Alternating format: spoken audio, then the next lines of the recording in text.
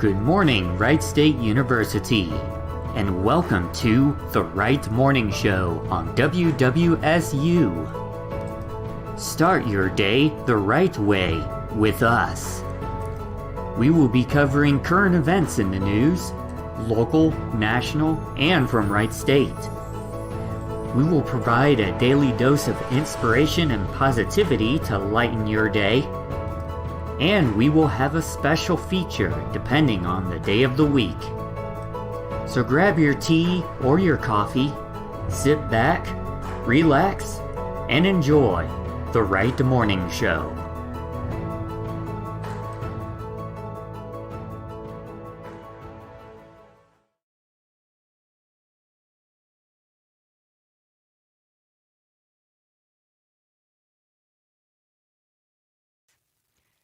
It is Wednesday, June 16, 2021. I'm sorry, I had a window blocking my calendar over here.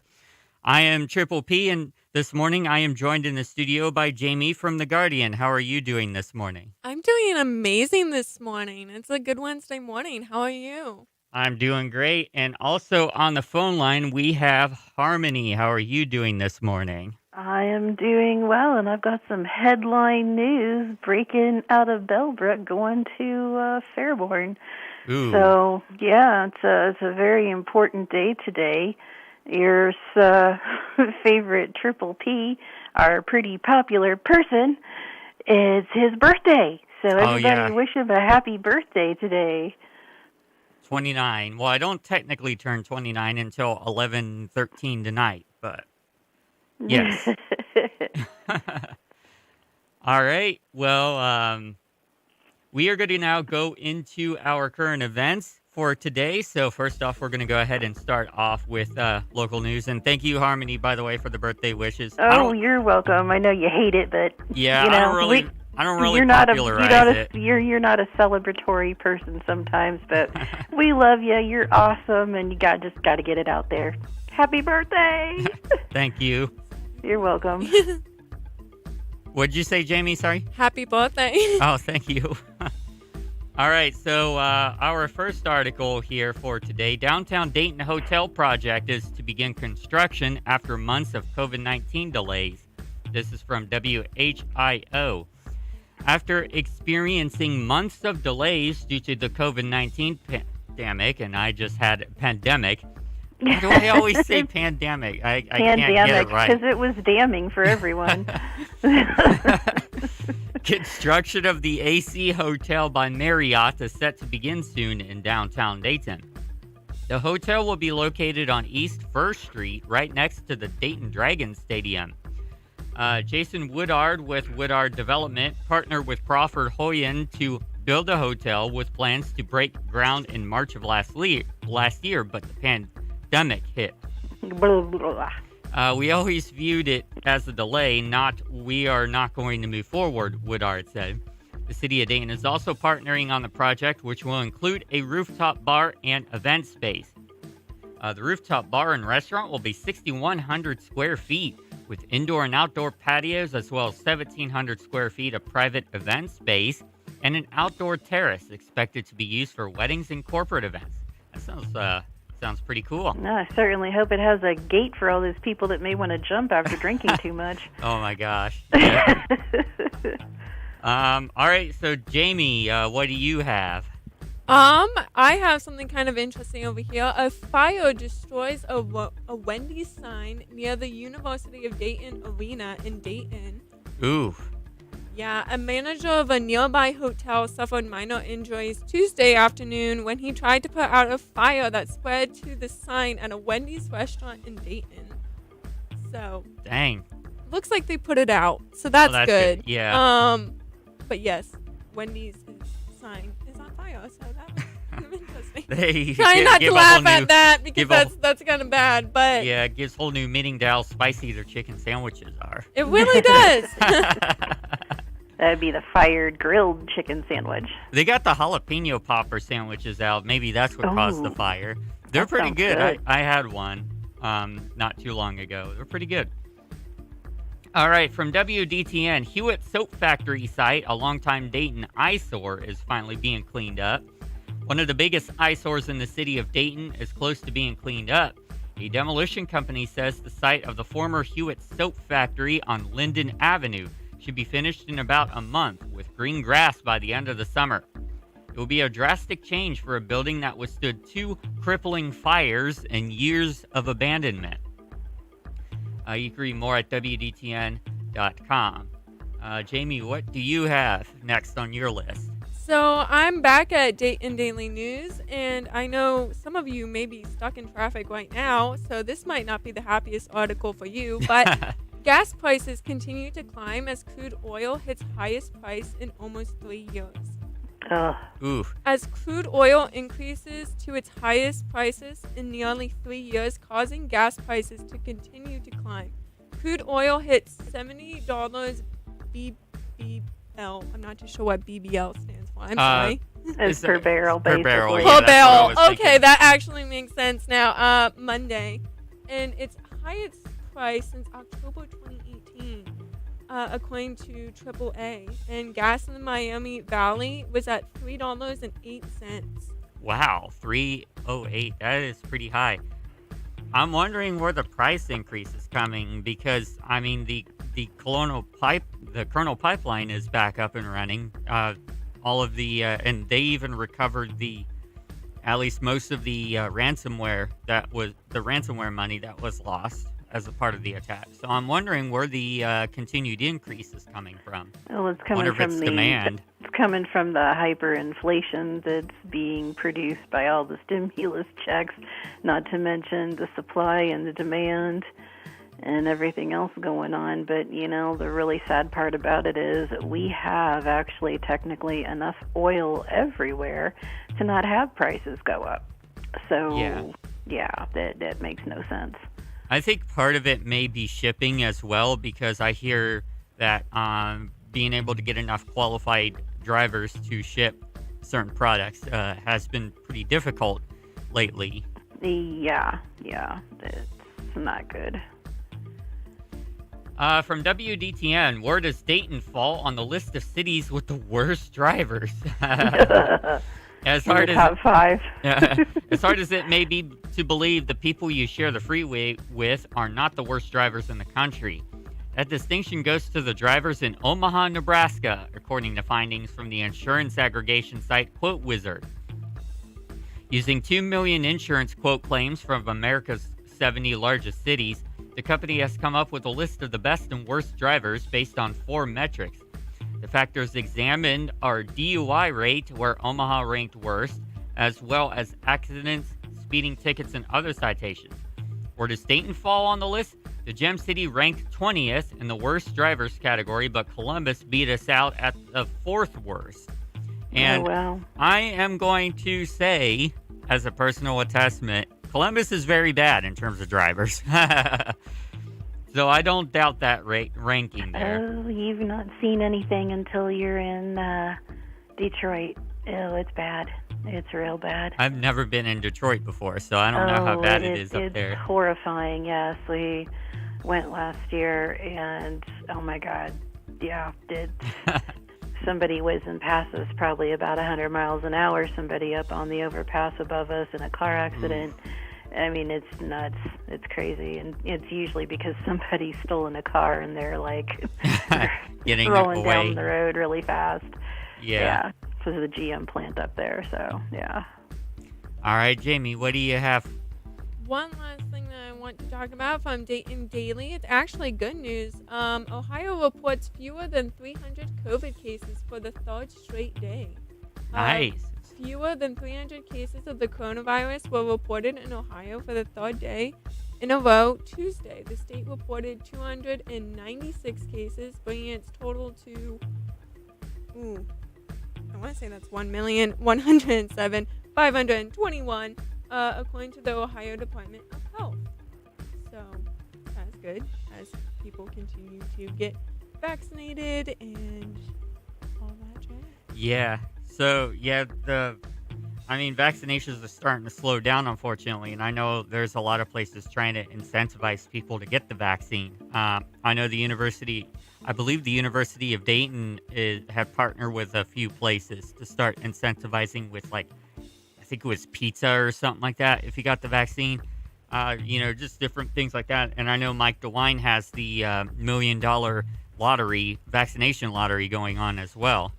I Speaking think of some those two people things, from Cincinnati got that. Ooh. Yeah. Yeah. People from Cincinnati got the lottery. Yeah, the fourth Maximilian drawing is tonight. And as you were speaking of incentives, I just saw this other article also from Dayton Daily. Free admission. Cincinnati Zoo offers COVID-19 vaccine incentive soon. Get vaccinated for COVID-19 at the Cincinnati Zoo and Botanical Garden on Tuesday, June 15th. And admission is free. That already happened. Nice. Yeah. But very cool. All right, we're going to Dane Daily News also mentions that Greene County is going to be selling 85 nursing home bed certificates. That's interesting. What? Yeah, I don't know. And of course, Dane Daily News, I do not have a subscription, unfortunately, so I can't really cover that one, but that sounds interesting. From WHIO, one person is in critical condition after a shooting in Dayton. Police are investigating. One person is in critical condition after being shot on Notre Dame Avenue in Dayton last night. Police responded to the 500 block around 11:15 p.m. after receiving a report of a shooting. Multiple cruisers and a medic unit arrived on the scene to investigate and help the victim. One person was taken to Miami Valley Hospital in critical condition. Continuing on.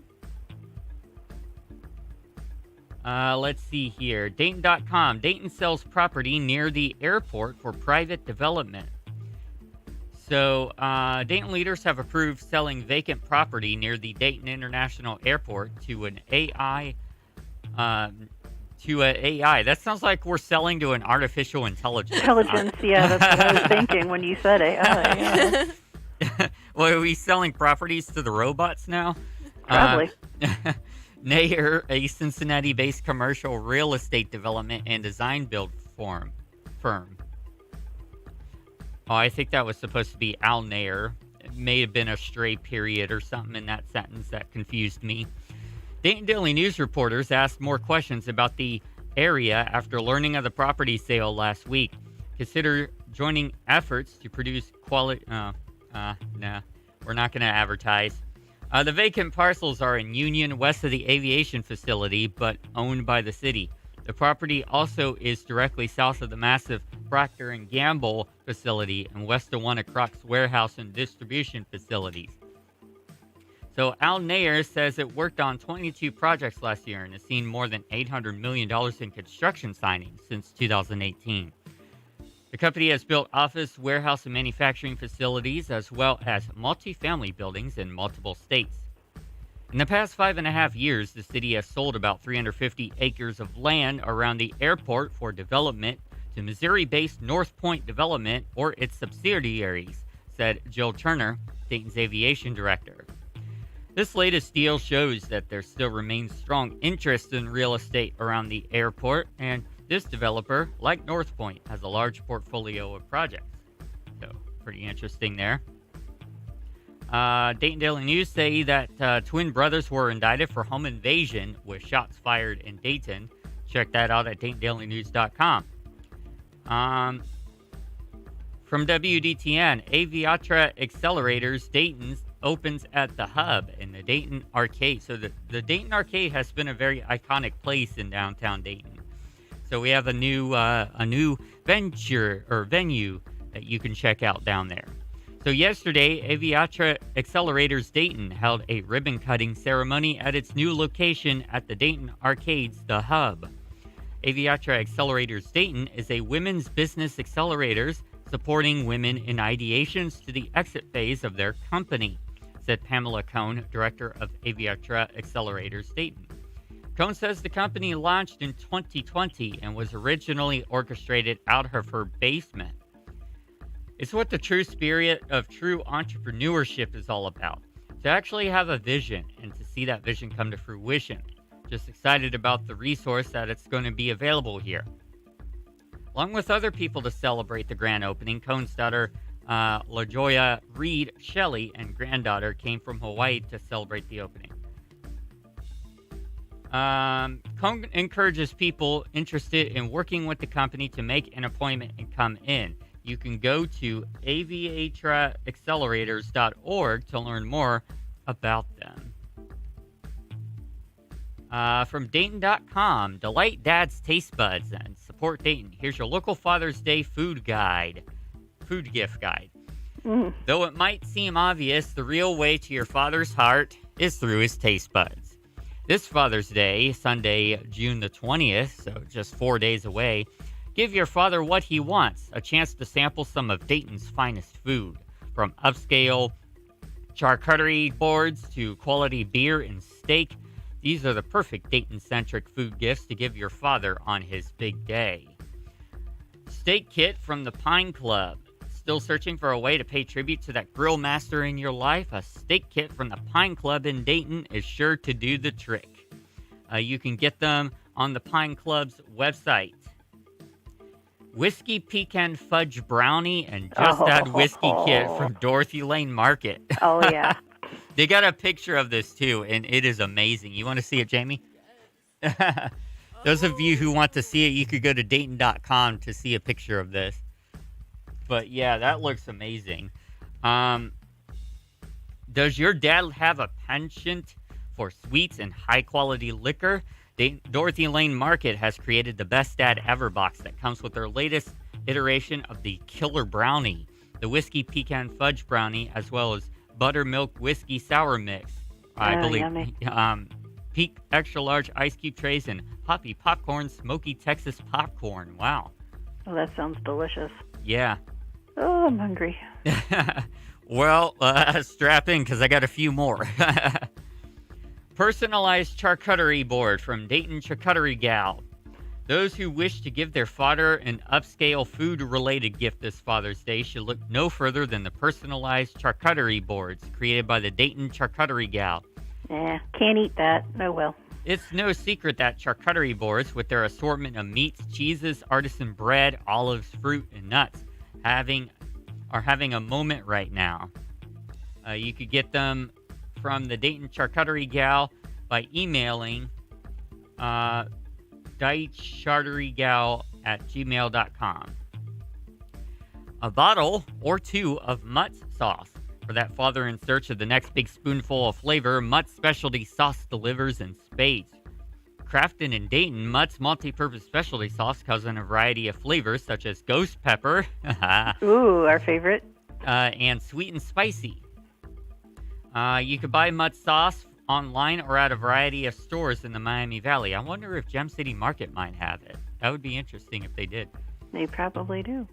A beer from a local brewery. Given the fact that Dayton is home to many premier breweries, hunting down a six-pack of quality local beer is fairly effortless. Local breweries, such as the Dayton Beer Company, Warped Wing Brewing Company, Branch and Bone Artisan Ales, and Yellow Springs Brewery, offer customers a way to take home their favorite brews. You can read more about these at Dayton.com, but we're going to now go over to global and national news. Jamie, do you want to start us off with something? Yeah. Can I cover one last local thing that just came in? Go ahead. Because I thought this was kind of interesting. This is from NBC News. Emily's List endorses Nan Whaley in race for Ohio governor. This is out of Cleveland. So Emily's List, the national progressive organization that promotes women for public office, has endorsed Democrat Nan Whaley in next year's race for Ohio governor. Whaley, the mayor of Dayton, is running to upseat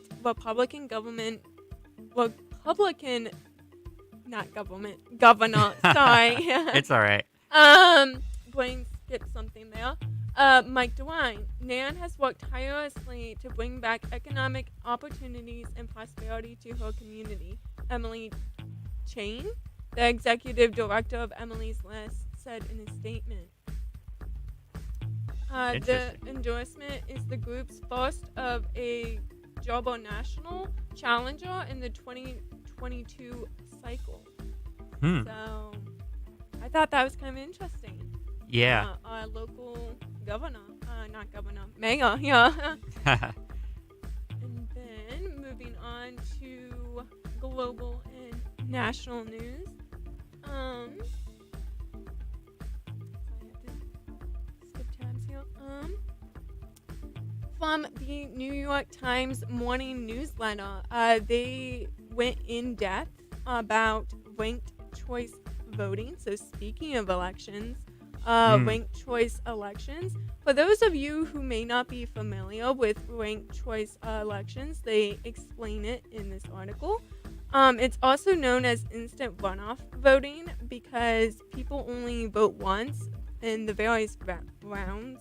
Putting in air quotes, you can't see it, but all occur during the counting of ballots.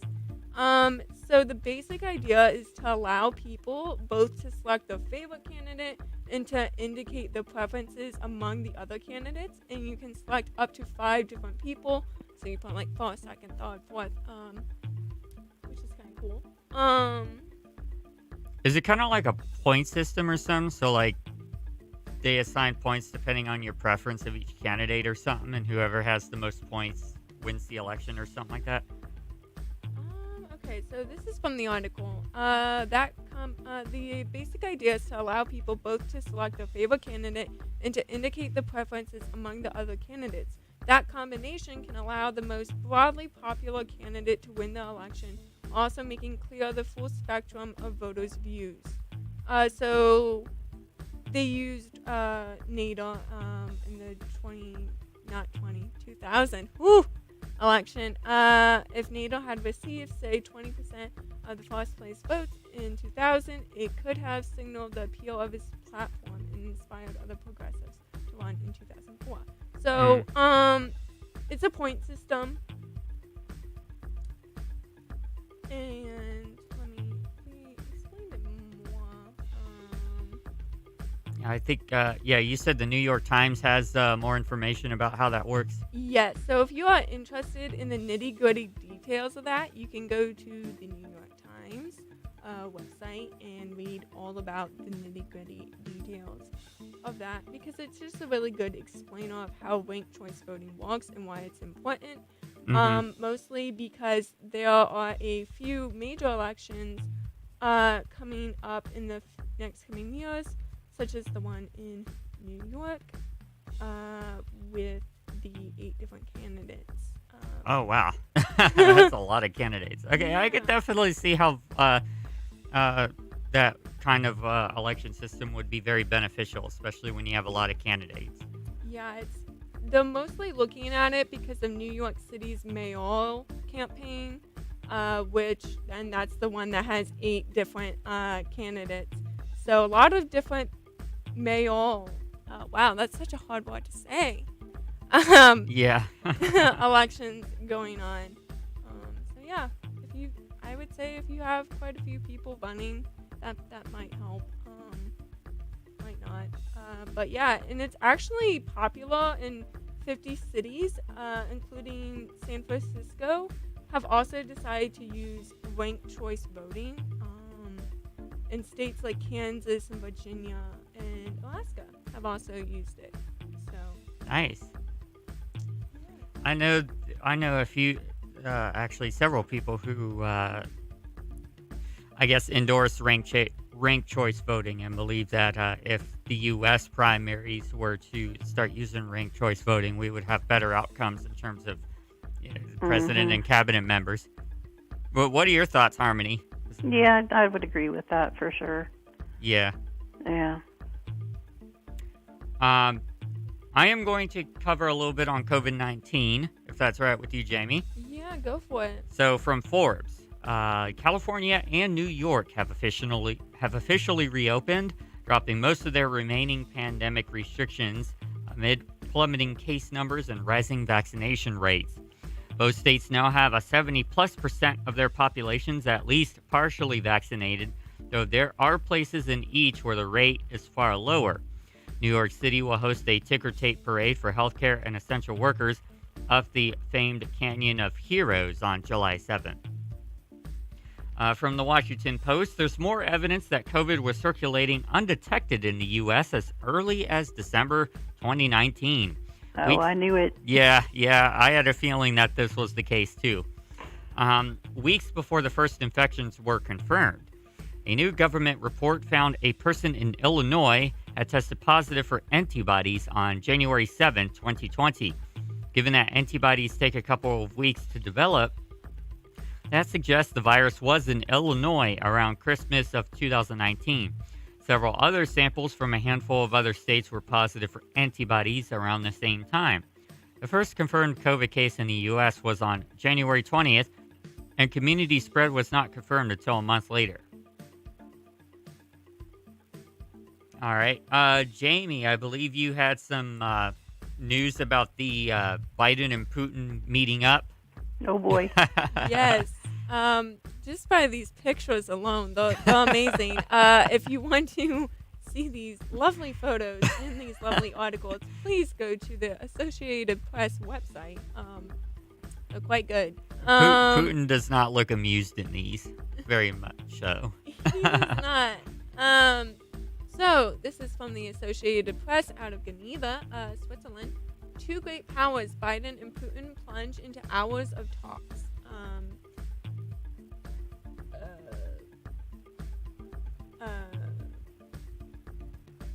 Sorry, my screen blanked out there for a minute. Don't you love technology? Yeah, I know. I'm like, technical difficulties. President Joe Biden and Russia's Vladimir Putin pledged into hours of face-to-face talks Wednesday at a lush lakeside Swiss mansion and highly anticipated summit at a time when both leaders agree that relations between the countries are at an all-time low. Biden called it a discussion between two great powers, end quote, and said it was, quote, always better to meet face-to-face, end quote. Putin, for his part, said he hoped the talks would be, quote, productive, end quote. So that's interesting. And then there's another AP article on this summit that outlines more of the goals of these two. So, and that one's titled, What They Want, Divergent Goals for Biden and Putin at Summit. An American president won't side with Moscow over his own intelligence agencies. There will be no talk of, quote, reset in Russian elections. And it's highly doubtful that anyone will gaze into Vladimir Putin's eyes and discuss his soul. That's a very interesting lead. Yeah. Then it goes on to talk about what Biden wants. Biden and his aides have made clear that he will not follow in the footsteps of his recent predecessors by aiming to radically alter the United States' ties to Russia. Instead, the White House is looking for a more modest, though still virtually important goal to move toward a more predictable relationship and attempt to rein in Russia's disruptive behavior. So this trip was deliberately sequenced so that he will meet with Putin only after spending days meeting with European allies and powerful democracies, including a gathering at NATO, or the National Atlantic Treaty Association. Mm-hmm. I hope I got that. I think you did, yeah. Yeah. So yeah. There's been a lot of controversy about the meetup between Biden and Putin and how well that would go, because we all know Putin and Trump had a very strong connection with each other, and Biden is a lot different politically speaking than Trump was. So there's been a lot of, is this really going to work out between them? Well, Biden's not a BS artist either, so I don't think he has the fluidity of communication in his grasp. So I don't see that working out too well. Yeah.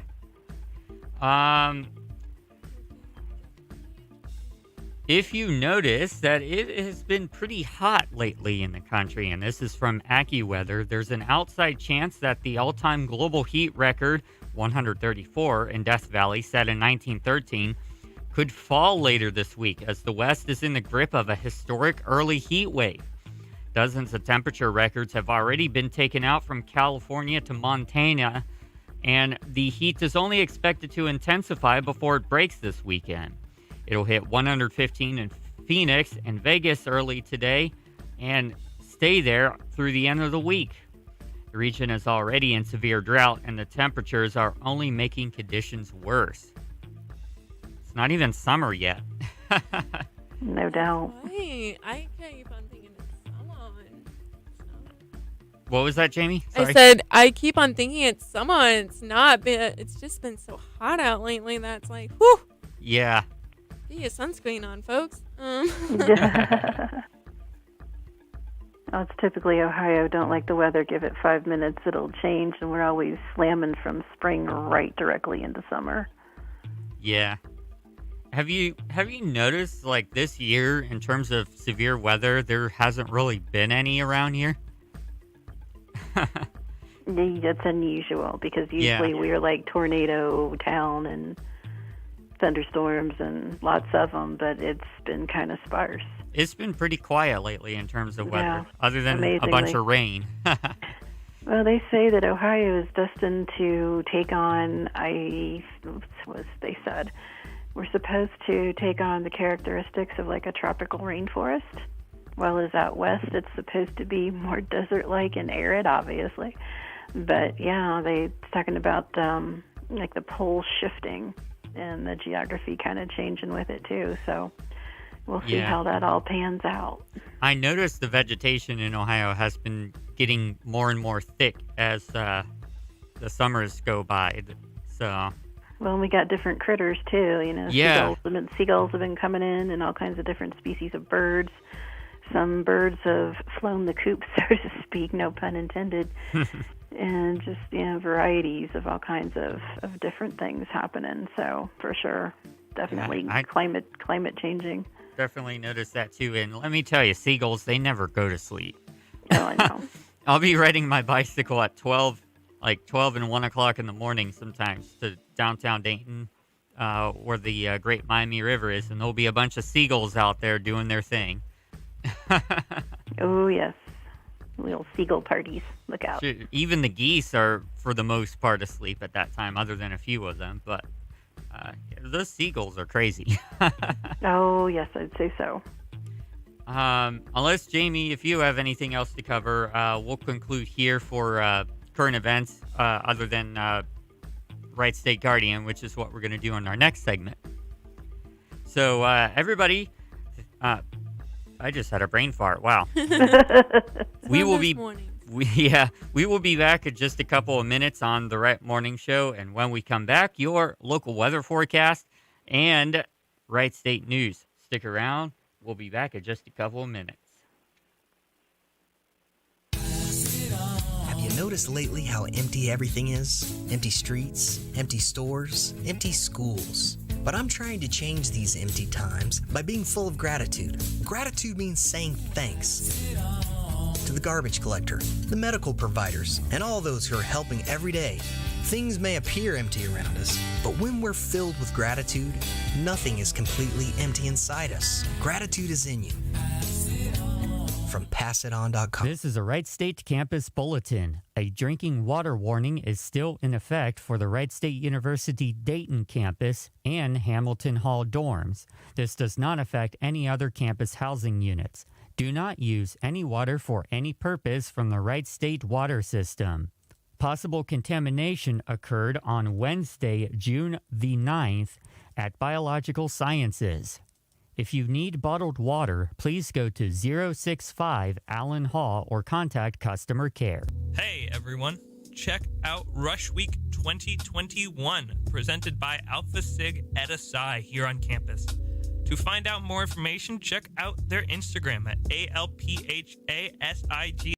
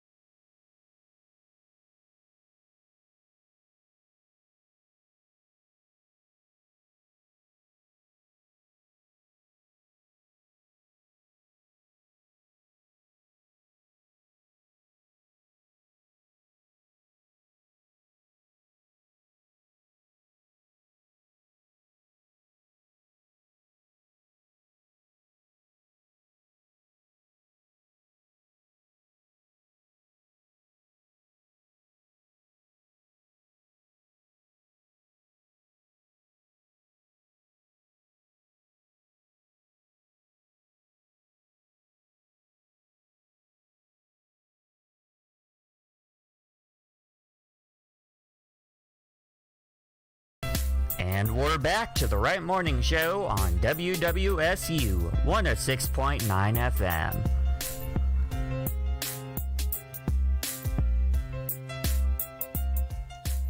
Welcome back to the Right Morning Show on WWSU 106.9 FM. We have Laughing Chipmunk now joining us through Discord. How are you doing this morning, Laughing Chipmunk? Exactly. Oh, hang on. There we go. That was perfect. Anyway, hey everybody, it's Triple P's birthday today. Yeah, Harmony already said that. Well, sorry, I wasn't awake when the show first started. I didn't wake up until like 3 minutes after 9. I looked at my phone. I'm like, oh wait a minute, Pat's show is on. I gotta get on Discord. I texted you. Oh, you can't. Oh, hang on. Say something now, Laughing Chipmunk. Hello. Happy there birthday! she is. Okay, you There hear her she now? is. Yeah, I got her. Full There force. we go. Sorry about that. About blew me off my chair. Sorry. I'm just excited, okay? It's my offspring's birthday, okay? I'm I know. excited. That was the headline news via me this morning. He's our pretty popular person. That's what Triple P stands for. No, it stands for something else. Pretty popular person? No. Anyway, happy birthday, Triple P. And right. Thank you. I'm here. I'm awake. I'm listening. We can tell. I might be muted a lot, but I'm listening. All right. We're going to go ahead now into your weather forecast. The current weather at Wright State University, brought to you by Tomorrow.io, is mostly clear with a temperature of 65 degrees. It's a nice morning out there. The wind is coming from the east-northeast at 5 miles per hour. The relative humidity is 42%. The dew point is 40 degrees. The visibility is 10 miles, and the air quality is good. Your hyperlocal forecast for the next 12 hours calls for clear skies up until 9 p.m., and then some clouds are going to start rolling in at 9 p.m. Temperature is going to approach 70 degrees just a little bit before 12 today, and then it's going to approach the mid-70s by 2 p.m., and then the upper 70s by 4 p.m. And the high temperature is going to be around 77 degrees, and then it's going to start cooling off after 6 p.m. So your extended weather forecast, brought to you by the National Weather Service and Wright-Patterson Air Force Base, is the following. Today, it will be sunny with a high in the upper 70s. Tonight, mostly clear, low in the lower 50s. Thursday, sunny, high in the mid-80s. Thursday night, mostly clear, low around 60. Friday, a chance of thunderstorms, high around 90. It's going to be pretty hot on Friday. Friday night, showers likely, and then a chance of thunderstorms developing overnight with a low around 70. Saturday, a chance of thunderstorms in the morning, and then the showers will continue in the afternoon, but the thunderstorms will taper off, high in the mid-80s. Saturday night, partly cloudy, low in the around 60. Sunday, mostly sunny in the morning, and then a chance of thunderstorms in the afternoon, high in the mid-80s. And finally, Sunday night, a chance of thunderstorms with a low in the upper 60s. There is a hazardous weather outlook in effect. Scattered severe storms are possible Friday into Friday night. Ooh. It does not look like the chance of severe weather is going to be all that high, though. Let me check the actual severe weather forecast map. Oh, okay. So we are ranked under the slight category for severe weather. The entire state of Ohio is under slight for Friday, so slight's not too bad. But be on the lookout on Friday. Have your weather radio handy and things like that, just in case if we have some severe weather. We're going to now go on to your latest campus announcements. Mega City Toastmasters Club in-person open house will be June the 21st. Ooh, nice. Great organization. Yeah, ever wanted to improve your public speaking, leadership, and communication skills? We at Mega City Toastmasters may be able to help with that, and definitely check them out. I mentioned on yesterday's show, because you were not with me, Harmony, that you endorse the Toastmasters quite a bit. Oh, no doubt. They're a very good organization, and there's plenty of them, with each individual person having some sort of workshop or group effort of their own in different categories of groups. And they also are very encouraging for entrepreneurs, people just starting up, and business people in corporate settings, just whatever the case may be. But they are definitely very, very excellent people, and they have a great organization. So I do highly recommend for anybody that is having to go into public speaking, wanting to do better effective public speaking. They're definitely very helpful. Also, there is the Freshman Outdoor Orientation Trip. If you want to take a trip along the Appalachian Trail in Tennessee, join the Foot. So Foot offers an amazing opportunity for incoming students to meet a small group of new classmates and establish relationships with older student leaders. You will hike, camp, cook outdoors, play games, swim in waterfalls, and spend a day giving back to the mountains by learning how to build and maintain hiking trails. These trips are designed for all levels of experience, and no prior backpacking experience is necessary. It is open to both incoming freshmen and the sophomores who missed out on a classic intro to college in 2020 due to the COVID pandemic. If you want to register for this event, go to your Wings account to do so. There is a Women on Weights program meeting every Tuesday and Thursday from 12:15 to 1 p.m. and Wednesday 5:15 to 6 p.m. Women on Weights is a lifting program designed for women. It provides a safe and positive learning environment that welcomes all fitness levels and ages. Break fears, prejudices, and myths of women weightlifting and become stronger alongside a group of powerful women. An experienced, knowledgeable personal trainer will teach you safe and effective weightlifting form while also providing motivation and guidance. And if you want to Yeah. hear more on that, the White State Guardian did an in-depth article on both the Women on Weights and Learn to Lift programs. Yeah, so Learn to Lift is also ongoing, but I believe Learn to Lift is only a 1-week program, if I'm not mistaken. Learn to Lift is a repetitive program, so a group of people will sign up each week. Oh, okay. And then they'll go, I believe it was Monday and Wednesdays, and then a new group will come in the next week. But let me pull up. It's I'm seeing there's 2 separate groups, Monday and Wednesday group, and then a Tuesday and Thursday group. At least that's what I'm seeing on Wings. For Women's on Weights, I'm looking at the Guardian article as well.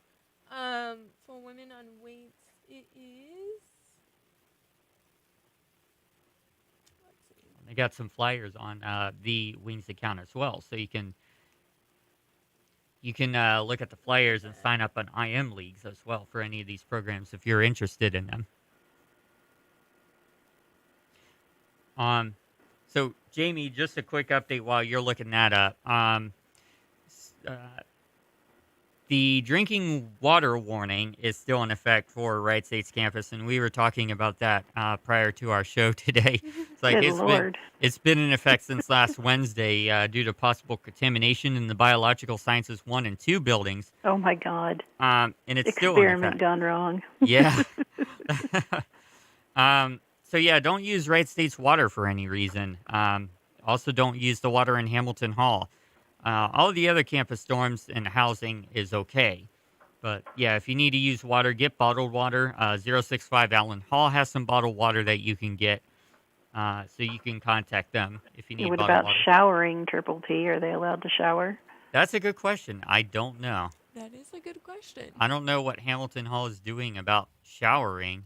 I don't think there's actually too many people in Hamilton Hall at the moment, because I know oftentimes it's only used for like conferences and for like people staying overnight for some reasons, but I don't know. That's a good question.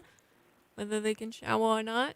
I would imagine so. I think it is just it's just unsafe for consumption. Consumption, Yeah, so right? I think showering is okay. Let's hope so, because we have some very stinky dorm roommates coming into Yeah, the. yeah, depends on the roommate. All right, so let's see here. The Master of Public Health virtual open house is the next one is June 22nd for the epidemiology from 6 to 7 p.m. And that is the final meeting for the Master of Public Health virtual open houses. So be sure to check that out.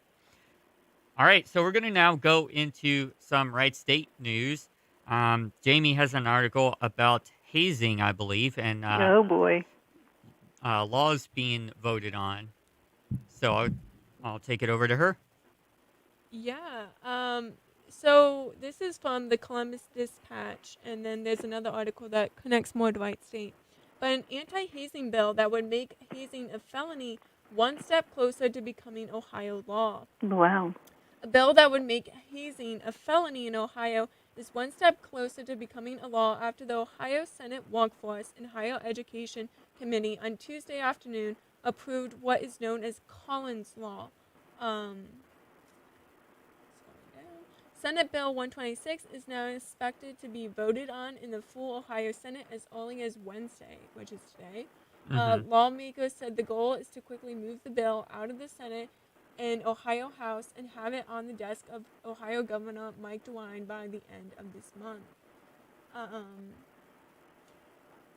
So Collins Law was about a student who passed away from hazing on BGSU's campus, and the Wright State Guardian's own Caitlin Krosniak wrote an article back in March of this spring about Wright State's response to hazing at BGSU and Collins Law in general. And from that article, on March 7th, a student at Bowling Green State University passed away from an alleged hazing incident.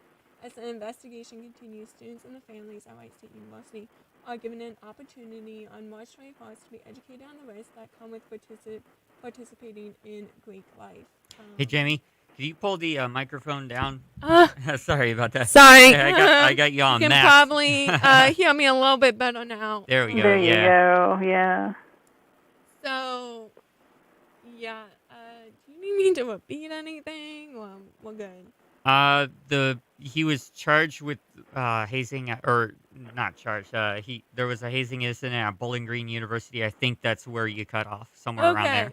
Yeah. So on March, this is from the Wright State Guardian article written by Caitlin Krosniak, in response to Collins Law and covering the incident that kind of inspired Collins Law, which is the bill currently being voted on in the Ohio Senate. And in her article, she was talking about how on March 7th, a student at Bowling Green State University passed away from an alleged hazing incident, and just kind of Wright State's Greek life and kind of just Wright State in general reacting to that. Yeah, how did Wright State react to that out of curiosity? Yeah, so Caitlin actually covered that in her article. And to quote her, Wright State University continues to uphold the zero hazing policy that is in place in accordance with federal and state laws. So Wright State personally has a zero hazing policy. Yeah, and they're pretty strict about it too. From what I hear, like if you're a sorority or a fraternity, and if you're caught hazing, that's the end of your chapter immediately, basically. Yeah, so if you want to learn more about that, you can go to the Wright State Guardian website and look up the hazing article. And if you want to hear more about the bill that is currently being voted on Collins Law, you can go to the Columbus Dispatch. Nice. So from the Wright State newsroom, Wright State is offering Financial Aid 101 workshops for students. This is pretty breaking and could be very useful for some people. So current and future Wright State University students can learn how to maximize their financial aid award through Financial Aid 101, a series of online presentations offered twice per week this semester. I find it funny that they numbered it 101. That's a quarter number, not a semester number. Financial Aid 101 will help students understand their individual financial aid options and provide tips and tools to help maximize their financial aid award by completing the free application for federal student aid, or FAFSA. Financial Aid 101 sessions are offered every Tuesday from 12:30 to 1:30 p.m. and every Thursday from 4 to 5 p.m. now through August 5th, and registration is required to participate. If you want to register, there is a link on the Wright State Newsroom's article. You could go to webapp2.wright.edu to find the article and get that link for registration. Presentations are held on WebEx and hosted by Raider Connect. The workshops are open to current students and future students and their families. To get the most out of the presentation, students are encouraged to review and complete a pre-FAFSA worksheet before attending a session. Wright State students can take advantage of the most financial aid available by applying for FAFSA. The FAFSA is a free application that will determine students' eligibility for federal grants, student and parent loans, work-study opportunities, and scholarships. For more information, you can contact Raider Connect at RaiderConnect@Wright.edu.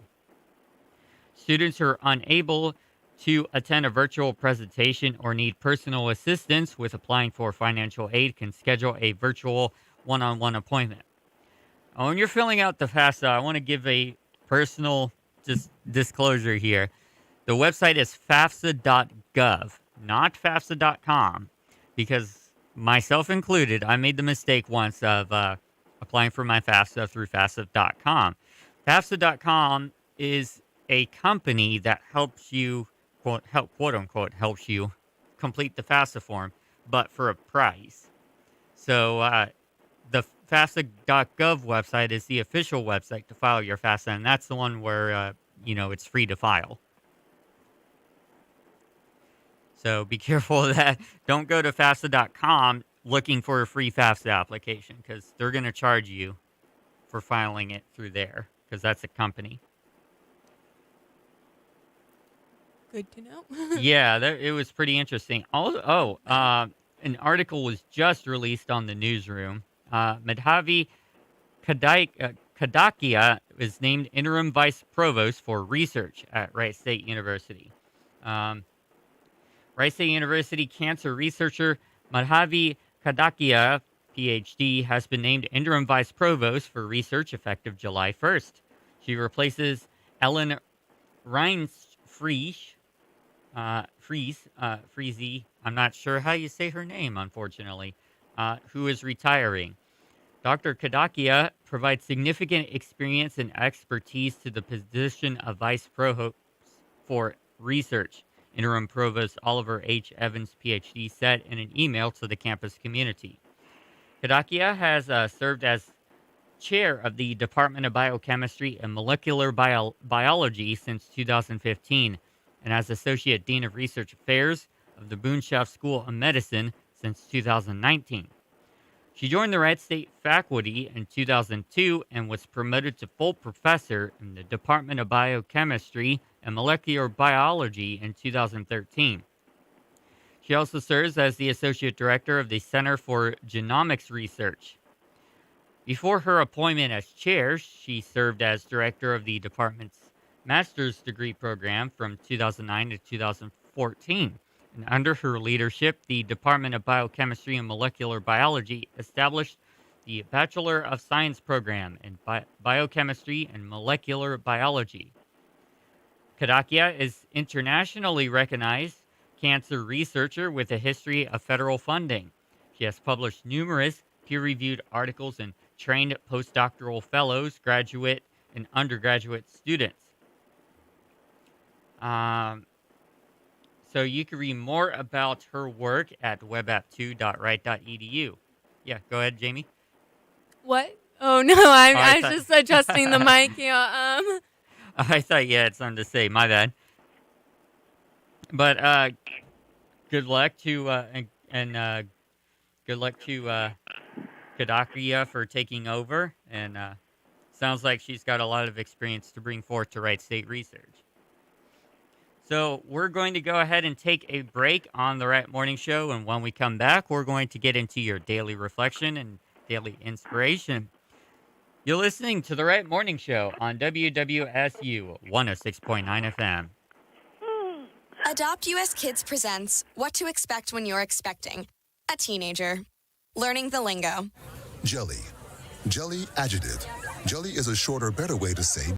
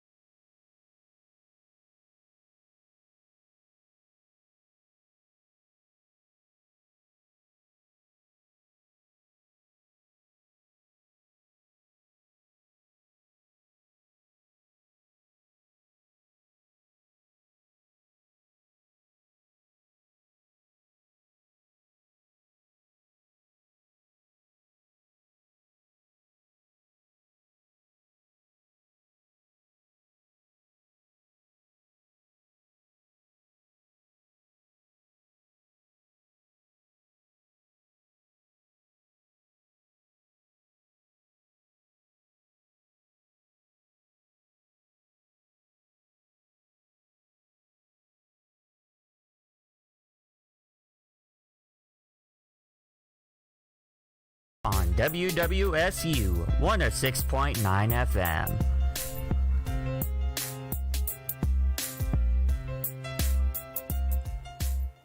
That was a delayed alarm there behind us today, that time around. Oh, wow. Welcome back to the Wright Morning Show on WWSU 106.9 FM. It is time for your daily reflection and daily inspiration. We're going to start off with tinybuddha.com. Why finding your purpose is bad advice and what to do instead. And this is written by Iva Ursano. Here's a quote from Pablo Picasso, the good old Pablo Picasso. The meaning of life is to find your gift. The purpose of life is to give it away. I was 52 when I found my purpose. I wasn't even looking. It literally just smacked me upside the head. That's a funny thing about life. It throws things your way, and you either grab them and run with them, or you turn a blind eye and walk on by. I used to turn a blind eye, and I don't anymore. These days, I'm taking in all that life tosses my way, the good, the bad, and the ugly. I had just left an abusive relationship and declared bankruptcy. You could say my life was a complete mess. I'd also just hit rock bottom and was starting the grueling climb out. It was frustrating and exhausting. During my healing and self-discovery journey, I did something that changed the entire course of my life. I started volunteering at a homeless shelter. I'll be honest with you, I did that for two reasons. One was selfish, the other humanitarian and sincere. I desperately needed to take my mind off of all my problems, and I figured the only way to do that is to surround myself with people whose problems were way bigger than mine. And it worked, but something else happened. I fell in love with the homeless people I met and found a deep sense of purpose. Phew, I sure didn't see that coming. I then made it my mission to do more of that. Help people, all people, even animals. I just wanted to help everyone and everything any way I could, as often as I could. I had found my purpose, and that was to do my part to make a world a better place. I never understood the meaning of the phrase, find your purpose. I honestly thought that phrase was overrated and overused. It seems to suggest purpose is something outside ourselves that we miraculously stumble upon someday. Oh, did you hear? Mary found her purpose today. And it also creates a lot of stress and pressure to hurry up and figure it out. I'm still looking for my purpose, and I'm frustrated that I'm having such a hard time with this. I couldn't understand why everyone was desperately seeking their purpose. I was just trying to navigate life the best way I knew how in order to have inner peace and be happy, while others were searching for this holy grail. I questioned myself. Should I be looking for this too? Do I need to find it before I die? Will my life be incomplete if I don't? Will I die with regret then? I was confused. What's the big deal about finding your purpose? It was starting to freak me out. So, I'm going to pause here and ask if anybody with us has had experience with this panic moment of quote-unquote finding your purpose. I never have. I'm living it. See, my thing is... Oh, sorry, go ahead. And it's funny because I've been living it, I believe, my entire life. So, I feel like I'm really fortunate in that sense. And when I look back, I can't see myself doing anything else but what I'm doing now and what I've always done. So, it's a blessing, I feel. But for those people that still are mulling around, it'll come to you when it's at the right time. If you don't think you're living it, knowing it, doing it, it will occur. But I will tell you that when you are in your element and when you are living your purpose. You will feel it.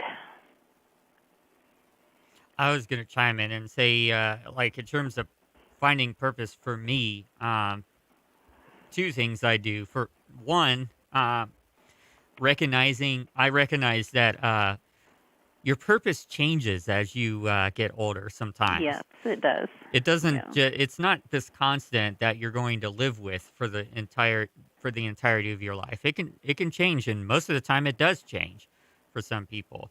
Um Secondly, sometimes I'll have these moments where I'll be finished with one purpose, and then I'll be in this I guess purgatory period where I don't really know what my next purpose is just yet. Um what I like to do in that moment is say that my purpose is to learn, because even when I don't have, a set purpose of doing, um, it's great to be on the mindset of, I'm just going to take in what's happening and learn from it and make that my purpose until I find my bigger purpose, so to speak.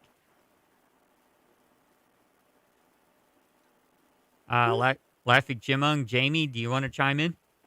Yeah, I feel like I struggled with this quite a bit, especially coming into college, because Mm-hmm. I was like, what am I doing here? What will I become that will contribute to society? Mm-hmm. And I was like, what, how am I going to get to that point to where I'm a contributing member of society? And it's like, well, get your degree. And Yeah. then also I found the Guardian, the White State Guardian, and that gave me a lot of clarity and a lot of purpose, and kind of even steered me, like, I don't know, where I am going in life. So I definitely feel like finding that helped a lot. Yeah. It was kind of the same with me in finding the radio station as well. Laughing Chimuk, do you want to chime in? Chime, chime, chime. No, I never, I never felt that I had really had a purpose in life. I didn't really think about it too much. Um, I'm just pretty much, just living my life and, day by day. And I'm like, okay, whatever happens, happens.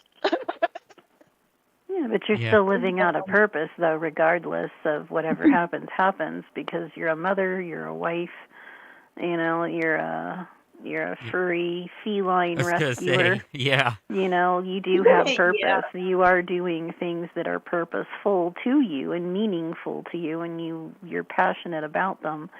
So you are living your purpose, whether you believe it or not, because we all sometimes think that purpose has to do with a job or, something of that nature, but that's not necessarily the case. Like Jamie said, picking out what you want to do going to college, that doesn't always, for some people, yes, that is a purpose. But then, you've got other things that no, that's not necessarily. A purpose can be anything that you are passionate about, anything that you really feel called to do on a very deep level. And it's not just, quote unquote, contributing to society. I feel like it's more like benefiting yourself and being honest and true to yourself about what it is that you want to do, not just being a contributor, because regardless of what you're going to do, you are contributing, but being true to yourself and honoring, that in which you're passionate about. Mm-hmm. And plus, well, being a cat mom, all my cats were, well, except for Mubels, Rescues. she was actually born here. Well, and the But two yeah, kittens that you got now too, say what? and the two kittens you got now. Uh, Yeah, but I mean, we're just fostering, Shadow and the kittens. I'm still looking for good homes for them, but I guess you could say that's a purpose, Well, it still is a purpose. I mean, people rescuing think that a purpose cats. has to do with something huge, and not always. It's just what's meaningful to the person, and that's meaningful to you because you've always loved cats. And, Oh yeah. all of a sudden, within the last so many years, you've had like a ton of rescues coming to you. And spiritually, when an Yeah. animal comes to you, the animal is trying to work off some sort of karma. So, for the most part, you're helping these little kitties work off some karma. So, but yeah, you have a purpose, whether you think so or not, and that's one of them. I find it interesting that ever since you moved to West Virginia from Georgia, just all of these cats started to come to you. I know. It's like, well, little Miss Mew, our first one, she came to us within a week, I think about a week after moving into the townhouse. And then after that, after Little Miss Mew, it's like the following spring, because we moved in the fall, and the following spring, then the other cats started coming along. Skittles came along, and Sunshine, and Mr. Morale, and Rest in there were peace. others. There were Buddy, other cats. buddy. Yeah, well, Buddy was a stray, and our neighbors at the other end of the building, they took him in, and then we they bought a house and we bought a house. We were like moving into our houses at the same time, and so these neighbor friends of ours, they already had enough cats of their own, and they couldn't really take Buddy. And they're like, "Hey, do you want Buddy?" And yeah, well, sure, we'll take him. So that's how we got Buddy. So, and then it just seems like when one cat crosses the Rainbow Bridge, then it seems like another cat comes Take its along. place. Yeah. Yeah. And it's like ever since we moved to West Virginia, that was in what, 2016. Oh gosh, I don't Yeah, even remember. It's been a Wow. while. It's been a long time now. Hard to believe. 2016. Hard to believe Yeah. it's been that long already. Yeah. I know, but it's like, ever since then, is these cats just, they come to us, Yeah, that's your you know? purpose, girl. That's your purpose. Yeah. Yeah. I'm sure the cats really appreciate it. I'm Especially sure Buddy they with all of do. the treats that you give him. Well, I mean, we can't keep every single cat that comes along, so it's like, the other ones that we didn't keep, we took to the Humane Society, and they put them up for adoption, and they get adopted out.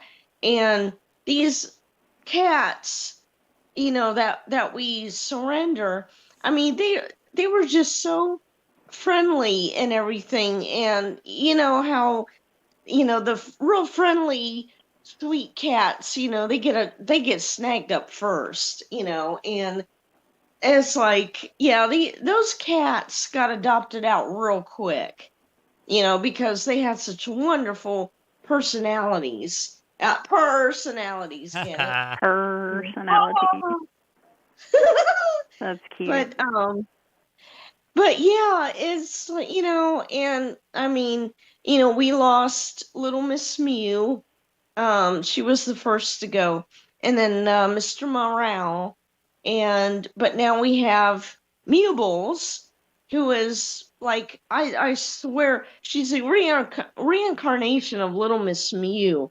I mean, she is so much like her. It's scary, but but yeah, it's like, I'm sure that these cats really appreciate, the help that we give them, and the ones that are here permanently with us, they appreciate the permanent love, the forever home that we gave them. And I look forward to many, many, many, many years with these cats. And I'm always going to have cats until the day I die. And I'm of going course to you have will cats. be the crazy cat woman of Parkersburg. Yeah, I guess you could say that. Yeah. I do have my limits, though. But so yeah, that's my main purpose in life, I guess. There You you could say. go. See, you have a There- purpose. Yeah. Yes. All right. We're going to continue the article here. Um, so, um, hang on one second here. I got to find off where I left. So, Iva continues. After my first night at the homeless shelter, I knew without a shadow of a doubt that I wanted to do that for the rest of my life. Just give and serve and make people happy. I wanted to turn frowns upside down and get hugs and make people's lives better any way I could. Did I finally discover my purpose without even realizing it? Was this what everyone was talking about? I assumed it was. I assumed that this was it. I found my purpose and now my life was complete. Or was it? I was puzzled at something. Yeah. I couldn't understand why me serving homeless people and helping humans and critters in any way I could was some special purpose. Shouldn't we all be doing that? As humans sharing the same planet in a galaxy, shouldn't we all be doing our part to help other human beings and critters? Yes. It's more than that, though. It's so much bigger than that. It's about finding joy and peace in knowing you did your part to make the world a better place. And that's what the definition of purpose should be. Maybe we should just ditch the word purpose and replace it with something that doesn't sound so foreboding. Maybe instead of saying, I'm trying to find my purpose in life, we should try saying, I'm doing my part to make the world a better place. It just has a nicer ring to it. There's so much anger, hurt, hatred, and frustration in the world today. The world needs more love. People need more love. We see things in people through the eyes of love and compassion. When that happens, something magical happens. We understand, we don't judge, we feel for each other, and it brings us all one step closer to having inner peace and joy. So how can you make the world a better place? What special gift, talent, or skill do you have that you can offer the world? I'm going to ask this to everybody on the show. So what special gifts, talent, or skill do you have that you can offer the world? So Cat rescuing. Yeah, cat rescuing for Laughing Chipmunk.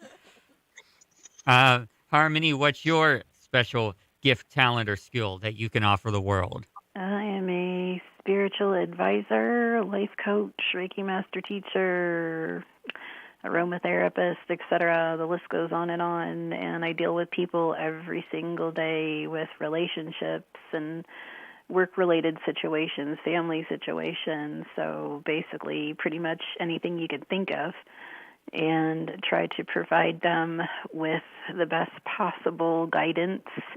And I can only give them guidance, can't tell them what to do. I can only advise them, and then it's up to them. But I can at least steer them in the proper direction and let them know what I see around them to help them make better decisions for where they are at the current moment. And it is very rewarding. I actually had a call last night that she was extremely thankful, and she was very happy with the information that she received. And it confirmed and gave her clarity as to what she was thinking about. And now she knows she needs to put that into action, and she's getting ready to go in the planning stages of doing that. So Nice. is very, very happy to be able to help in many ways like that. And when someone tells you, I talked to you a year ago, and, this is what happened, and I found your extension and number in my purse, and I told a friend of mine, you really need to talk to this person.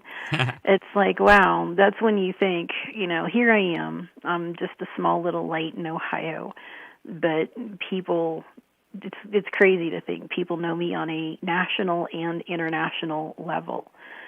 So it's hard for me to even wrap my head around that a lot of times. I don't even think about it, but when somebody calls that to your attention, it's like, wow, that's crazy. But it's cool. It makes me feel good at the end of the day when I've been able to help a lot of people. I get a lot of crazy calls too, but the ones I'm able to help, I really enjoy, and the people that still come back, it's awesome. They're like family, so it's pretty cool. Jamie, what about you? What's your special gift, talent, or skill that you have that you can offer the world? Ooh, this is such a good and deep question. I'm a big person about knowledge, not just book knowledge, but knowing about other humans and other cultures and our situations and our unique identities. So I would say, I like to listen to others, and I like to hear their stories, and to gain that knowledge to better understand them, their cultures and their positions in life, because understanding is accepting, and understanding is, I don't know, I feel like it's a key to respecting other human beings. And not only do I get to listen to a lot of people, I get to tell a lot of people's stories, as a writer.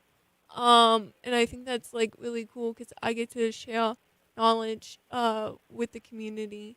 Um, so, and yeah, so I would just say that being able to help the community better understand the people around them and the things that are going on around them and the events that are happening. I don't know.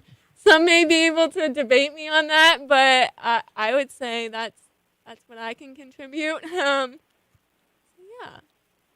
That's very cool. Knowledge, and they say knowledge is power. It's power, yeah. yes. Yeah, definitely. There's a lot of things that we don't learn in school or college that other people like you can bring to the forefront. So what about you, Triple P? What's your specialty? Doing what I'm doing right now, bringing you the right morning show. That's right. You've brought us the right morning show. You've brought us all kinds of shows growing up, actually. With your very first radio internet sensation, Oh, yeah, WRRJ. WRRJ, I remember that. Yeah, so he's always been definitely interested in that for sure. Been doing radio-related stuff for what, 14 years now, somewhere around there? A lot of years, yeah. I took it in high school, and of course, good old Wright State, but yeah. Yeah, for the most part, I'm right there with you, All right, continuing, finishing off the article, it doesn't have to be the special gift or talent or skill that you have doesn't have to be what you do for a living, though that's clearly the ideal since we spend so much time at our jobs. Maybe it starts as something you do on the side and grows over time, or maybe it doesn't, but maybe having something that fills you up will help make your 9 to 5 more tolerable. The important thing is that you find some way to help people that leverages your unique passions and interests. And even if you don't love your job, you'll feel a sense of meaning and you'll feel good about yourself and the difference that you are making. Maybe you love animals and can volunteer at a shelter. Maybe you make people feel good about themselves by simply sharing kind words to strangers, or in my case, making very bad jokes. Or maybe you're passionate about knitting or sewing or singing, and you could find ways to use those talents to brighten other people's lives. I mean, the possibilities are endless. We need to do more things that spread joy, hope, and love to the people around us, even if it's something small. Sometimes it's the smallest acts that have the biggest impact. Like you laughing, Gemma. Sometimes bringing in a cat can have the biggest impact on that cat's life, and your life too. Yep. If you're stressing about the fact that you're getting older and haven't found your purpose yet, stop. Just stop. Yeah, because you probably have and you just don't even know it. It's overrated. Relax. Yeah. Instead, find ways to serve and in turn, inspire others to serve. It's not about finding your purpose. It's about living your life to the fullest and knowing at the end of the day that you did your very best to make someone else's day brighter and better. It's about doing that every day until you die. That's a life well lived. And if you want to call that your purpose, so be it. And that was written by Iva Ursano. What do you all think of that? Pretty awesome. I think that was a pretty good article. Yeah. Yeah. Thanks for picking it out, Jamie. That was good. All right, we're going to go ahead and take a break on the Right Morning Show. And when we come back, it's Weird Wednesday. So we're going to be covering some funny and weird news, some satire as well, and we might even play an improv game or two. So stick around. You're listening to the Right Morning Show on WWSU 106.9 FM. Don't go anywhere. Every day, men and women from communities across this nation serve as Reserve Citizen Airmen. I am proud to defend our nation. Proud to be part of a team that helps make a difference. I am proud to be part of something larger than me. We celebrate those who have served and those who are proudly serving in the Air Force Reserve. Our mission is to fly, fight, and win in air, space, and cyberspace. I am proud to be a member. I am proud to protect our... Proud to serve in the U.S. Air Force Reserve. AFReserve.com. This is a Wright State Campus Bulletin. A drinking water warning is still in effect for the Wright State University Dayton campus and Hamilton Hall dorms. This does not affect any other campus housing units. Do not use any water for any purpose from the Wright State water system. Possible contamination occurred on Wednesday, June the 9th at Biological Sciences. If you need bottled water, please go to 065 Allen Hall or contact customer care. If you came across someone struggling with hunger, how would you recognize them? Would you notice a 16-year-old boy who got his first job? Not for extra spending money, but to help feed his little sisters? Or a mother who's in between jobs and sometimes goes to bed hungry so her kids can have dinner? I am the 1 in 8 Americans who struggle with hunger. I am Hunger in America. Hunger can be hard to recognize. Learn why at IamHungerInAmerica.org. Brought to you by Feeding America and the Ad Council. To protect her home and family in a disaster, Karen was willing to wade through water, mud, and insurance paperwork. Yeah, I can do this. You go, Karen! By simply understanding and updating what her insurance covers and doesn't cover now, she'll be better prepared no matter when disaster strikes. Learn other simple ways to protect your home and family before a natural disaster at ready.gov. That's ready.gov. A message from FEMA and the Ad Council.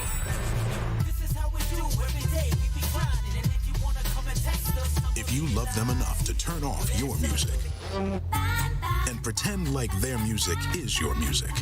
This is Mommy's jam. Then surely you'll check nhtsa.gov/the right seat to make sure they're in the right car seat. Let's play it again. Check today at nhtsa.gov/the right seat. Brought to you by the National Highway Traffic Safety Administration and the Ad Council. Not completing high school is more of a social thing than it was an academic thing. Even though all these years have passed, I still had that longing to have my diploma. At age 30, Carissa finished her high school diploma. If you're even considering getting your high school diploma, you can do it. No one gets a diploma alone. If you're thinking of finishing your high school diploma, you have help. Find free adult education classes near you at finishyourdiploma.org. That's finishyourdiploma.org. Brought to you by the Dollar General Literacy Foundation and the Ad Council. They say singing can help you remember things, so here's some tips for parents out there during these tough times. Number 1. Make sure your kids wash their hands for 20 seconds after they've coughed or sneezed or been outside. 2. Virtual play dates. Social and physical distancing can help save lives. 3. Tell them they're safe and show your love and pride. Yes, we'll get through this together. Find out more at coronavirus.gov. A message from the CDC and the Ad Council. If you love them enough to sit through their favorite boy band with them, then surely you'll check nhtsa.gov/the right seat to make sure they're correctly buckled in the back seat. Brought to you by the National Highway Traffic Safety Administration and the Ad Council. Watch out! You got me! The galaxy is safe once again. In the pretend universe, kids play with pretend guns. In the real world, it's up to us to make sure they don't get their hands on a real gun. If you have a gun in the house, keep it locked, unloaded, and stored separately from ammunition. Safe gun storage saves lives. Learn how to make your home safer at endfamilyfire.org. That's endfamilyfire.org. Brought to you by End Family Fire, Brady, and the Ad Council. Hi, this is Willie Nelson. I'm listening to this radio station. 106.9 WWSU Dayton. And we're back to the Right Morning Show on WWSU 106.9 FM.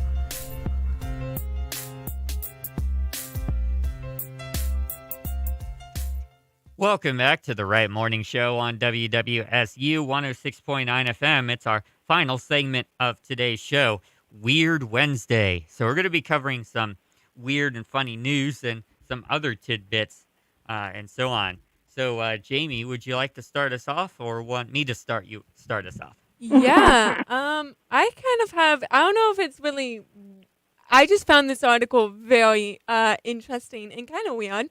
So, you know the ship that was stuck in the Suez Canal, the Ever Given?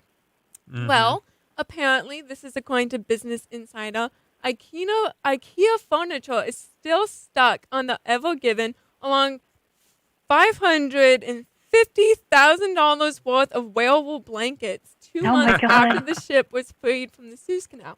So, if you're looking for your dresser, might be stuck in the Suez Canal. I can just imagine people like pulling out IKEA manuals. Yeah, that's a lot of blankets, like $500,000 worth of blankets. Wow. Yeah, I mean they won't be cold, so yeah, that's true. And they'll have something if the ship sinks, but then again, blankets. Would you call that blanket insurance? Blanket insurance. I mean, wood floats, so. Whatever floats your boat. Your boat. Boo. That was terrible. Oh my gosh. Here's a satire article that I found pretty funny from The Onion. Touting the compact and portable product as incredibly effective, Tide introduced a new ink pen for creating stains on the go. Say goodbye to pesky clean clothes with the all-new Tide to Go ink pen, capable of creating stains in just seconds, said Procter & Gamble CEO David Taylor, who touted the product as an indispensable tool for slovenly customers who wanted to make sure they look like a mess wherever they go. Oh, my God. Whether you're heading into a job interview or just out and about on the weekend, feel confident knowing that the Tide to Go ink pen is ready to explode in your purse or shirt. Oh, my God. You could even slip it in your back pocket, completely forget it's there, and find your pants completely ruined when you take them out of the dryer. Good God. At press time, Taylor added that the pen was so powerful, it was guaranteed to destroy the rest of the clothing in the load of laundry, too. Oh, my God. You know, this satire article is kind of relatable because you ever get those ink pens that the ball busts on the end of it and then you get ink all over you? Oh, yeah. Yeah. Those are heck to clean out. Yeah, I got a feeling if you did that in Wright State's laundry rooms, maintenance would not be happy with you. No. So I wonder where we can buy some of these so that we could throw them in Wright State's laundry. Poor maintenance. Yeah. They already have to deal with the water here. Now they have to deal with the ink pens. Well, I guess that's getting inked. Ha, ha, ha. Some actual news. People are left in stitches as a pub has a special delicacy. That's just a pot noodle. People have been put in stitches after a rather unusual pub menu was shared around with a special combo some may raise an eyebrow up. A pot noodle and a pint. Charis Scott Holm took to social media yesterday to share a picture of one of the menus from the Salesmaker's Arms in Yorkshire, which is known for its home-cooked food, music, real ales, and cider, as reports Whole Live. But at the top of the menu is a whole pub delicacy, a chicken and mushroom, beef or tomato or Bombay bad boy pot noodle with a pint for just €5.95. I can't remember what the currency is. Or no, £5.95. That's what it is. The image has sent Twitter into a spin, and many people commented on Charis' post to say that they couldn't believe that the menu was real. And there's an actual picture right in front of us if you want to take a look at it. It's from mir.co.uk. Yeah, enjoy a pot noodle with any pint for £5.95. I thought that was interesting. So there you go. Enjoy your ramen noodles. I mean, they are kind of a delicacy nowadays because they're so common, and it's like a staple for at least us college kids. um, let's see here. Oh, your pound is $7.05. $7.05 US cents. US, Nice. yeah. Yeah. Expensive for noodles. That is it. Well, you get a pint with that too, I think. Okay. Yeah. Which is pretty good because here, if you get a pint with a noodle, it'd probably cost you about $10 or more. Yeah, and like $9.90 of that is the pint. Exactly. If you go over to the pub there at the Green, oh god, yeah, they're expensive. They have all kinds of cool ales. Mom's hack for getting toddler to sleep in his own bed leaves husband terrified.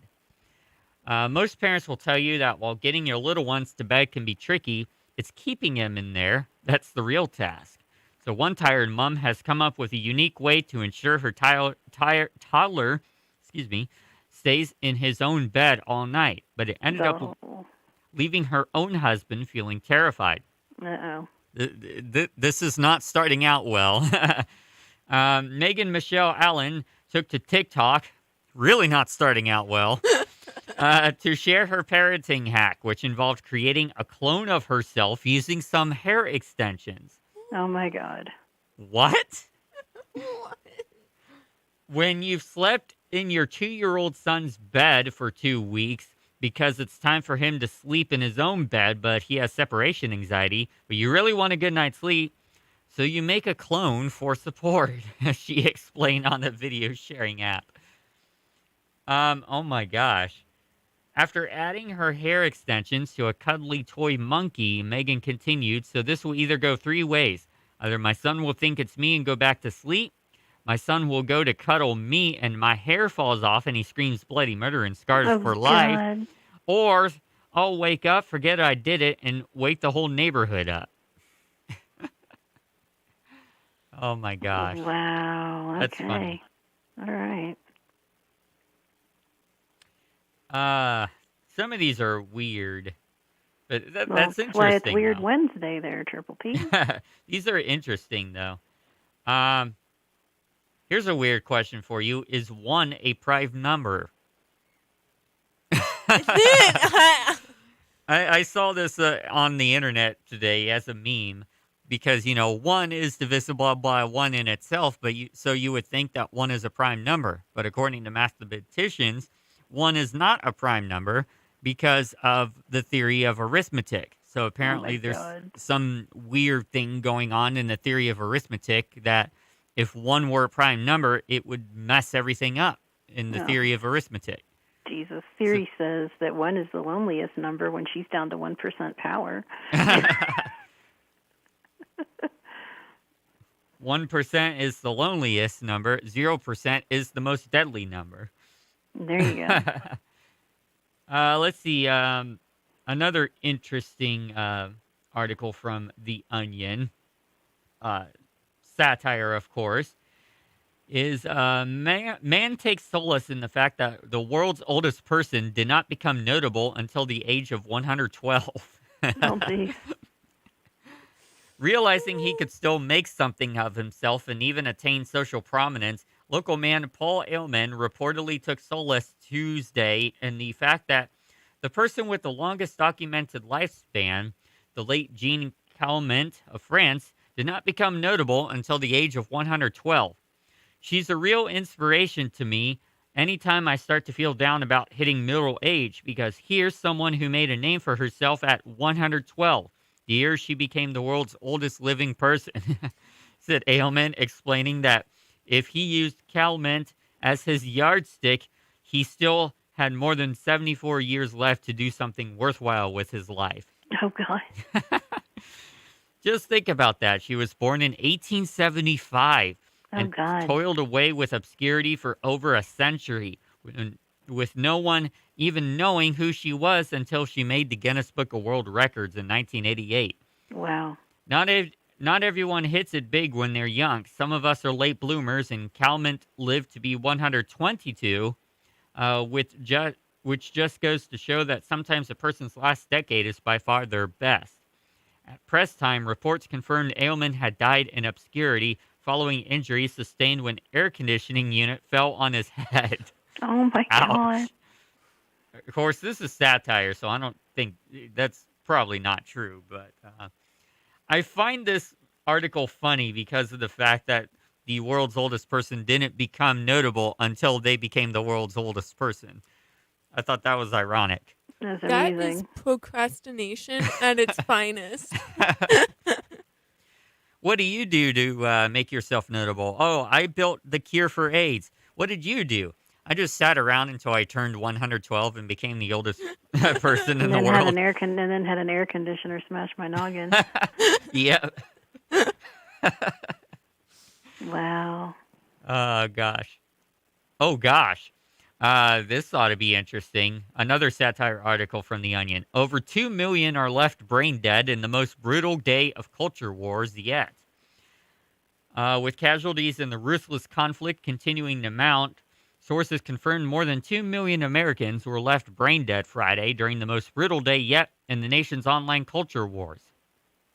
As the opposing camps exchanged countless rounds of vapid tweets, shallow think pieces, and excruciating vlogs, we're seeing unprecedented levels of brain cells being lost among U.S. citizens, said Sherry Managos, a senior fellow at the nonpartisan Bridgewater Institute, who attempts to document the devastating loss of cognitive function that has resulted from years of inane clashes on Facebook, Instagram, TikTok, and other volatile fronts. After hours and hours of petty squabbling over some tedious minor issue that no one will even remember 2 weeks from now, these Americans no longer register any signaling and attempt to shore up defenses around their vulnerable egos and seize a scrap of social capital for themselves. It depletes their mental resources until billions of neurons die off, leaving them completely catatonic. At press time, reports indicate that the tally was likely to reach 3 million after infighting broke out over the personal integrity and moral rectitude of a C-list Hollywood actor. Oh my gosh. All I gotta say is that's not satire, that's truth. That's the thing about The Onion. It's satire, but yet it seems like the truth. Or what's funny is they've written several satire articles from years ago that became sort of true later on, which is even more funny. Let's see here.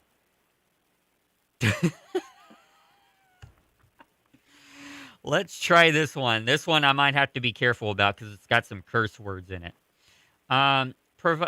Providing workers with an opportunity for some lighthearted fun, the Human Resources Department of a local ad agency, Milner Ferraro, reportedly improved company morale by giving employees a constant stream of dumb beep, bull beep to mock sources, confirmed Friday.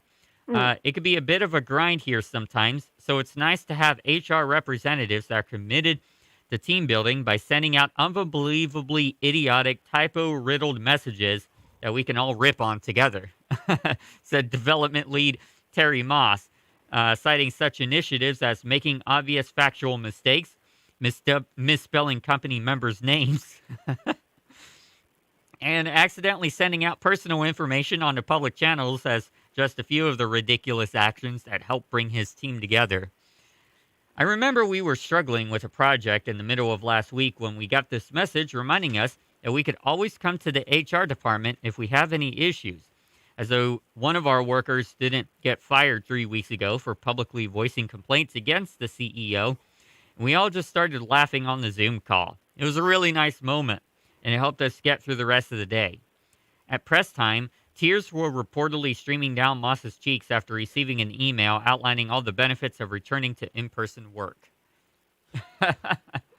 Nice. Oh, my gosh. Wow. Oh, this is another funny one that I read. Following passage of a state law that withholds funding from districts that acknowledge the existence of systemic racism or white privilege, Knox County schools unveiled Tuesday that a new curriculum that consists of nothing but staring slack-jawed at an American flag for 6 hours a day By requiring students in grades K through 12 to gaze unblinkingly at the flag all morning and afternoon, we can ensure our kids do not learn anything that has been prohibited by the legislator, said Chris Benson, a local parent and school board member, explaining that full compliance with the ban on critical race theory would be maintained by instructing children to clear their minds of any forbidden ideas while they directed a vacant look at an American flag blowing freely in the wind. Now, if a teacher wishes to instruct students to spend the first 3 hours of the day focusing on the flag's stars, for example, and then the next 3 hours focusing on the stripes, that's completely acceptable. In addition, if the flag is affixed to a pole topped by one of those gold eagles, it's okay to stare blankly at that for a while. What we don't want is any historical context to seep in and sully that great symbol of liberty. No, sir. At press time, the new curriculum was reportedly amended so that a few hours of the day could also be spent staring at a Confederate flag. Wow. Wow. Oh, my gosh. These are crazy. The White House press flight was delayed after Biden gets into the plane's engine, calling the incident a minor hiccup and saying the European trip would continue as planned. The White House was reportedly forced to delay a press flight Wednesday after President Joe Biden got into the plane's engine. As soon as we remove the president from the turbine, oh, God, we should be able to proceed as scheduled. White House Press Secretary John Psaki told reporters, adding that an auxiliary power unit had been rendered inoperable after the commander-in-chief crawled into a turbine looking for a snack he dropped. Oh, God. Unfortunately, the president got pretty well wedged in there, so rescue crews have spent a few hours already trying to get him out. He got pretty startled, naturally, and crawled further in. Fortunately, we've coaxed him closer to leaving the engine, and once we repair the wires, he chewed. Yeah, they like coaxed him out with a Snickers bar. The diplomatic trip should hopefully continue without incident. At press time, the flight had been delayed again on the runway after the president had somehow gotten back into the engine. Talk about a bird strike. Oh, God. Wow, a Biden strike. Ooh. These are the Onion is crazy and comes out with some interesting articles. So Harmony, have you heard anything funny or weird lately? Well, my life is funny and weird. Outside I think of all that, of us. Yeah. nothing major.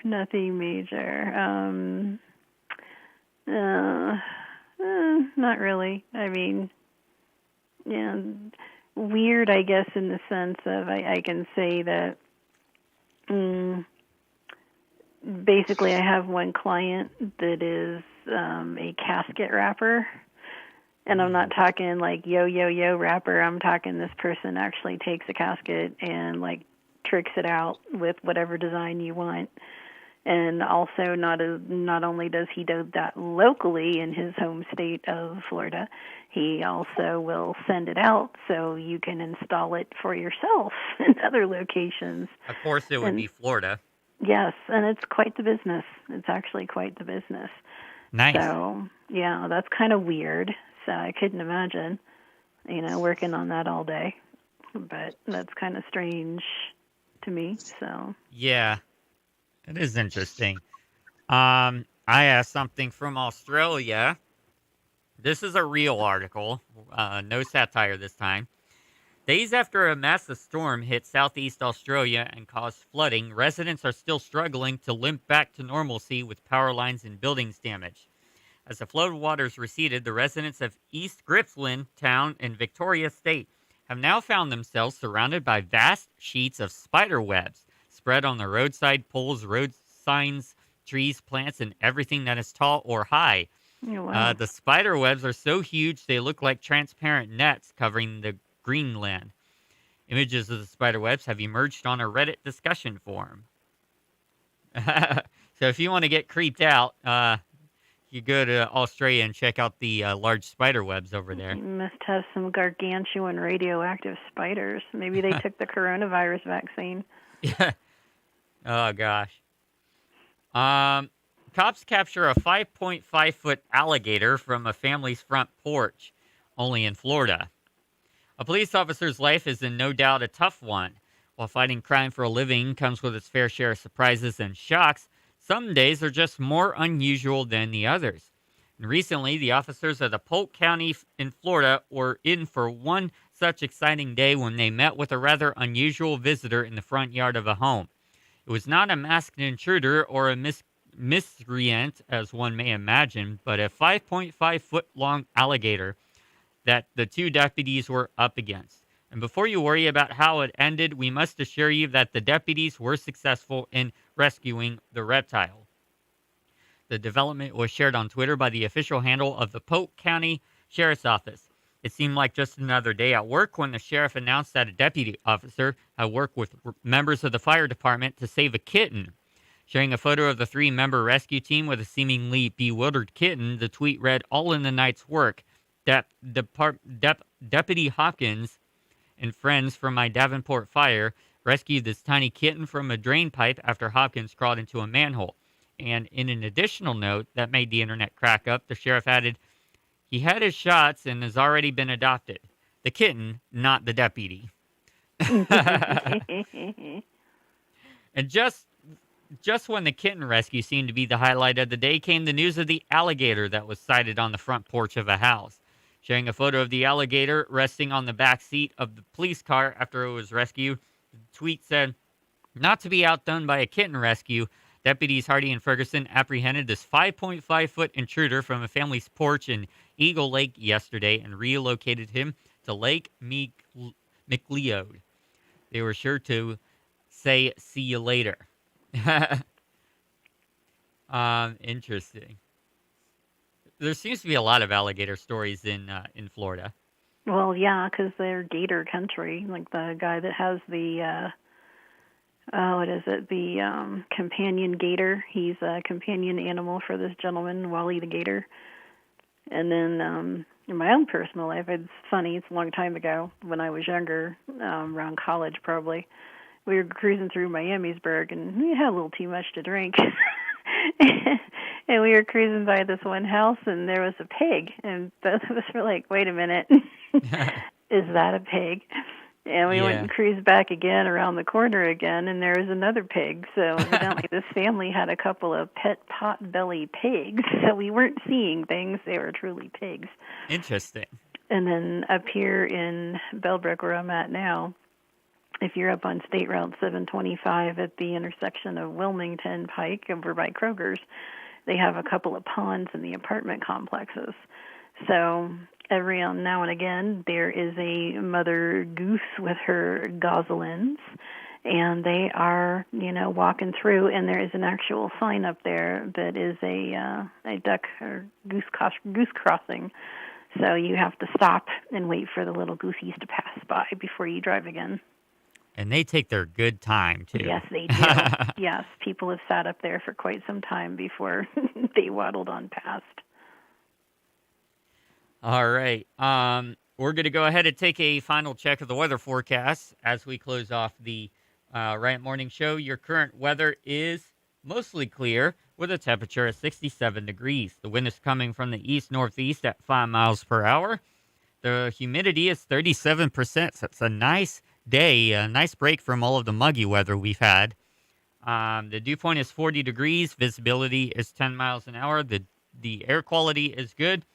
And your forecast shows clear skies up until about 10 p.m. And then we got some clouds that are going to roll in overnight. The temperature is going to reach about 70 degrees at 11:15. It's going to approach 75 degrees at about 1:30. And get up into 77 for our high around 4 p.m. And we'll start cooling down at about 7 p.m. tonight into the upper 60s by 10, and then into the lower 60s overnight. So thank you, everybody, for tuning into the Wright Morning Show. Thank you, Jamie, for being on. Thank you for having me. No it's problem. It's always a pleasure. Thank you, Harmony and Laughing Chipmunk, for joining No. with us remotely. Always. Thank you for having me. No problem. Yeah, you too. And happy birthday Happy again birthday, and again. Triple P. Happy birthday! Oh, jeez.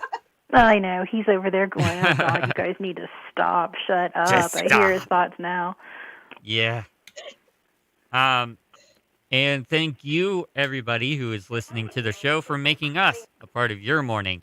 We're here every weekday from 9 a.m. to 11 a.m., although we may be gone on Friday, or at least I'll be gone on Friday, because I have other priority. So I'm going to try and get Scotty to host Friday's show for you all.